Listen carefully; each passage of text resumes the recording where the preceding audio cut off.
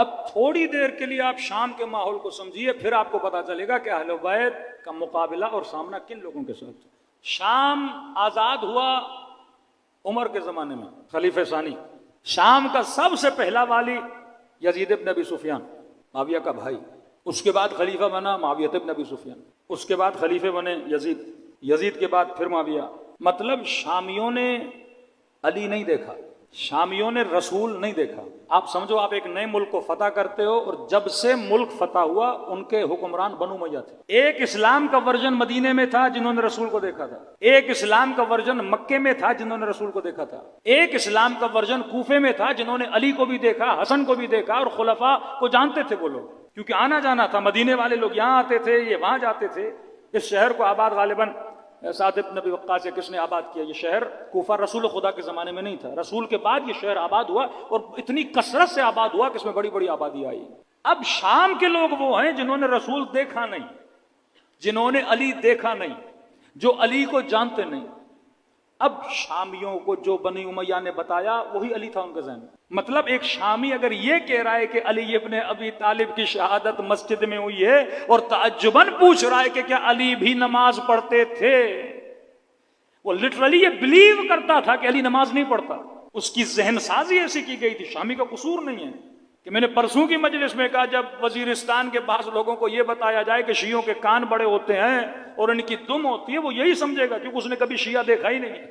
تبھی علماء کہتے ہیں جلوس نکال تاکہ یہ دیکھیں کہ دمیں بھی نہیں ہیں، تاکہ یہ دیکھ سکیں کہ شیعہ کیسا ہوتا ہے۔ کہ مولانا ایک گاؤں ہے، 2 گھر شیعوں کے ہیں، کیا ضرورت ہے جلوس نکالنے کی؟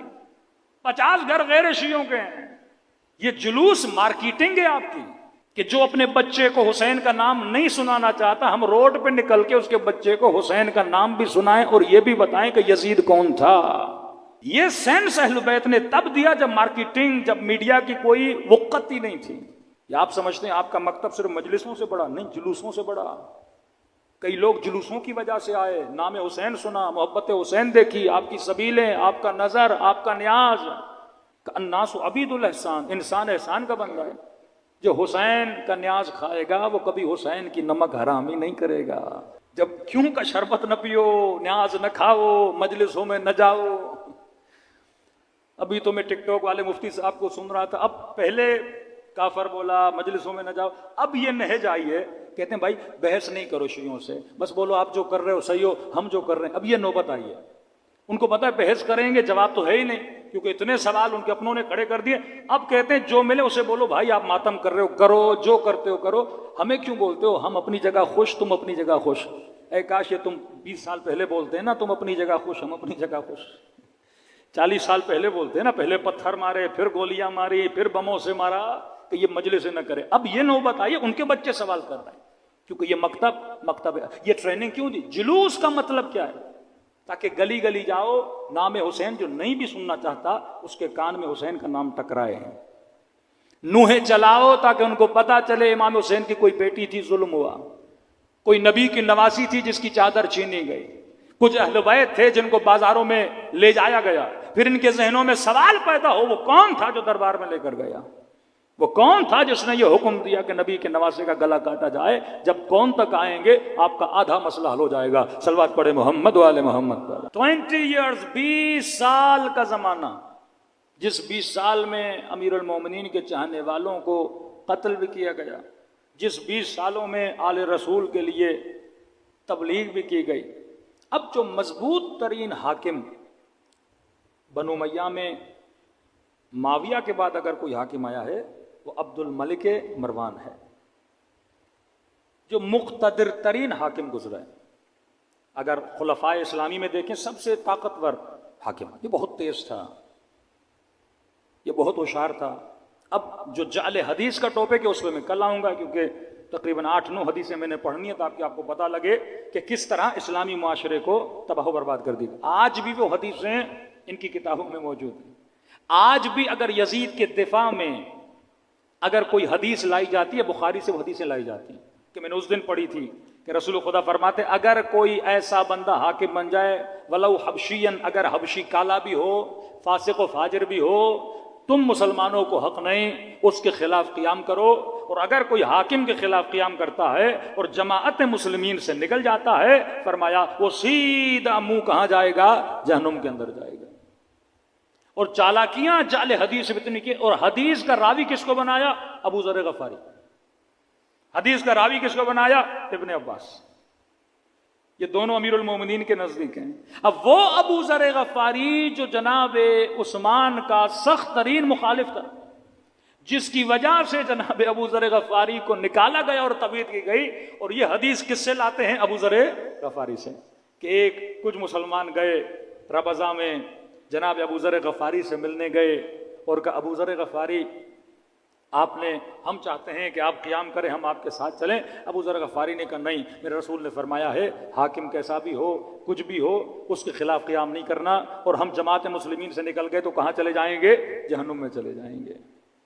حالانکہ وہ بندہ جو خود مخالف رہ چکا ہے اور وہ کہہ رہا ہے کہ قیام نہیں کرنا۔ کبھی ابن عباس سے جوڑتے ہیں، کبھی ابو ذر غفاری سے، یعنی بھرمار ہے مسلم اور بخاری میں ایسی حدیثوں کی کہ جو صراحتاً قرآن کی آیتوں کی مخالفت میں ہیں، کہ خدا کہتا ہے یرثھا عبادی الصالحین، میں زمین کا ورثہ کن کو دیتا ہوں؟ اپنے صالح بندوں کو دیتا ہوں۔ لیکن یہ کیا کہہ رہے ہیں کہ کوئی فاسق بھی ہو، کوئی فاجر بھی ہو، کوئی شرابی بھی ہو، کوئی زانی بھی ہو، وہ بھی حاکم بن جائے۔ اور یہاں تک حدیث لائی کہ جب یہ مسلمان مر جائے گا، اللہ ایسے کہے گا، یہ کل سارے متون آپ کے سامنے پڑھوں گا، اللہ ایسے کہے گا کہ یہ بتا تم نے گناہ کیوں کیا؟ تو کہیں گے پروردگارا تو نے کہا کہ میرے انبیاء کی اطاعت کرو، ہم نے کی۔ تو نے کہا میرے رسول کی اطاعت کرو، ہم نے کی۔ اور آپ کے نبی نے کہا کہ حاکم فاسق بھی ہو، فاجر بھی ہو، اس کی اطاعت کرنی ہے۔ تو پروردگارا ہم نے گناہ تو کیے، اب وہ گناہ ہماری گردن پر نہیں ہے، گناہ حاکم کی گردن پر ہیں۔ تو کہتے ہیں اللہ اس وقت کہے گا اچھا چلو یہ بات صحیح ہے، ان کو جنت میں لے جاؤ۔ مطلب اللہ کو بھی پتہ نہیں ہوگا، یہ اللہ کو سمجھائیں گے کہ آپ کے نبی نے یہ کہا ہے، اور اللہ ان کو کہے گا کہ آپ جنت میں چلے جاؤ۔ مطلب امت نے حاکم کے کہنے پر جتنے گناہ کیے امت بری و ذمہ ہے۔ جس طرح آج کل مسیحی کہتے ہیں حضرت عیسیٰ سولی پہ چڑھ گئے، اور جتنے ہم گناہ کریں گے عیسیٰ وہ سزا جو ہے ساری بھگت کے گئے ہیں، اور ہم سارے حضرت عیسیٰ کی وجہ سے کہاں جائیں گے؟ جنت میں چلے جائیں گے۔ تبھی امت میں یہ احساس ہی پیدا نہیں ہوا کہ ہم نے خلیفے کے خلاف اٹھنا ہے، یا ہم نے بادشاہ کے خلاف اٹھنا ہے، یا ہم نے کبھی ٹوکنا بھی ہے، یا ہم نے کبھی مخالفت بھی کرنی ہے، یا ہم نے کبھی اس کے فسق و فجور پہ بات کرنی ہے۔ پھر کہتے ہیں ان حدیثوں کی روشنی میں حسین ابن علی کو قیام نہیں کرنا چاہیے تھا۔ جب اصحاب رسول مدینے میں خاموش تھے، پھر ہم سوال کر سکتے ہیں نا واقع ہررا کیوں ہوا؟ مولا حسین شہید ہو گئے، پھر رسول کا صحابی شام جاتا ہے، یزید کی حرکتوں کو دیکھتا ہے، پھر شام سے واپس مدینے آتا ہے، پھر مدینے والوں کو کہتا ہے کہ جو حسین کہہ رہے تھے وہ صحیح تھا۔ پھر یہاں پہ امام زین العابدین ان کا پھر ساتھ نہیں دیتے۔ پھر جو واقع حرہ میں ہوا، کعبۃ اللہ کی توہین ہوئی، مسجد نبوی میں گھوڑے کھڑے کر دیے گئے، 3 دن مدینے کو حلال قرار دیا گیا۔ اس وقت بھی کردار امام زین العابدین کہ آل مروان کو اس وقت اگر پناہ لینی پڑی تو امام زین العابدین کے گھر میں لینی پڑی۔ صلوات پڑھے محمد و آل محمد۔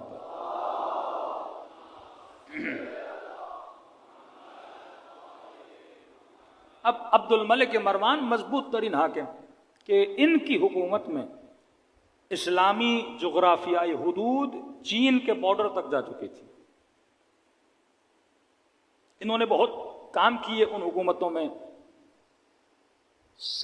اپنا درہم دینار کے سکے انہوں نے چھپوائے۔ یہ اصطلاح مسلم یہ عبد الملک مروان نے بنائی۔ یعنی پہلے مسلمان ایک دوسرے کو مسلمان نہیں کہتے تھے، کہتے تھے مومن ہے یا مہاجر ہے۔ انہوں نے یہ نام دلایا مسلمانوں کو کہ جب مخاطب ہوں تو کیا کہو، یہ مسلمین ہیں۔ دوسرا، انہوں نے عوام کے اندر جذبات دیکھے بنو امیہ کے خلاف، تو انہوں نے اپنے ہی رشتہ داروں سے اظہار برات کیا، کیونکہ یہ چچا زاد تھے امیر شام کے، ان سے اظہار برات کیا۔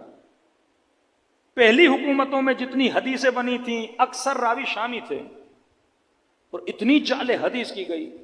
انہوں نے ایک نیا کام کیا، انہوں نے کہا اب کیونکہ واقعاً شام کے لوگ ہماری باتوں پر اب دھیان نہیں دے رہے، کیونکہ شامی مسلمان نہیں تھے، ان کو مسلمان بنایا، عدالت کا نعرہ لگا کہ وہ قتل کر رہے ہیں، اسلام میں قتل نہیں ہے، اسلام میں عدالت ہے، اسلام میں حکمت ہے۔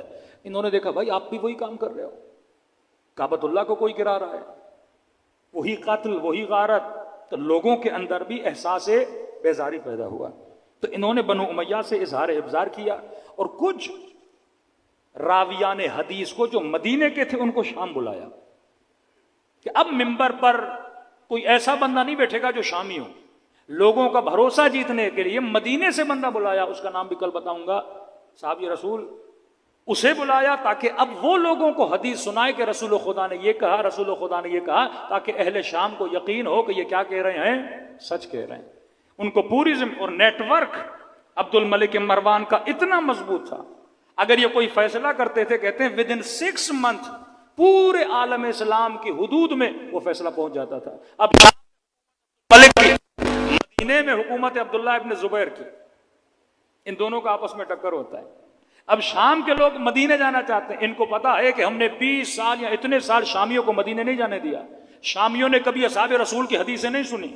اب اگر کوئی شامی مدینے چلا جاتا، رسول خدا کی بات کو سنتا، یہ بڑا تعجب کرتے تھے۔ ایک شامی مدینے آتا تھا، امام زین العابدین سے ملتا تھا، فوراً اس کا مائنڈ چینج، کہتے ہیں ہم نے جو سنا ہے ویسا تو کچھ بھی نہیں ہے۔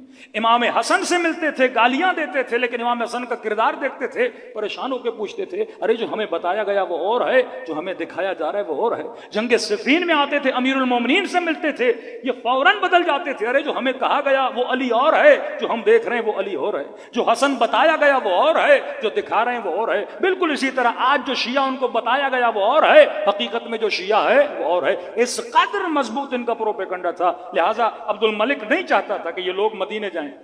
تو کہتے ہیں ایک حدیث اس نے بنوائی، جعلی حدیث، کسی نے حدیث بنائی کہ رسول خدا نے فرمایا کہ صرف 3 مسجدیں احترام والی نہیں ہیں، مسجد اقصیٰ کا بھی بہت بڑا احترام ہے، اور فرمایا جب نبی معراج پر گئے تھے تو اس پتھر پہ پاؤں رکھ کے گئے تھے، جو پتھر کہاں ہے، مسجد اقصیٰ میں ہے، اور اس پتھر کی عبادت کرنا بالکل ایسے ہے جیسے خانہ خدا کی طواف کرنے عبادت کرنا، تاکہ یہ شامی مدینے نہ جائیں۔ یہ سارے شامی کہاں جاتے تھے، فلسطین جاتے تھے، صرف اس نیت سے کہ اگر ہم مکے نہیں جا سکتے تو وہی ثواب ہم کہاں کمانے جائیں، ہم فلسطین میں کمانے جائیں۔ صلوات پڑھے محمد و آل محمد پر۔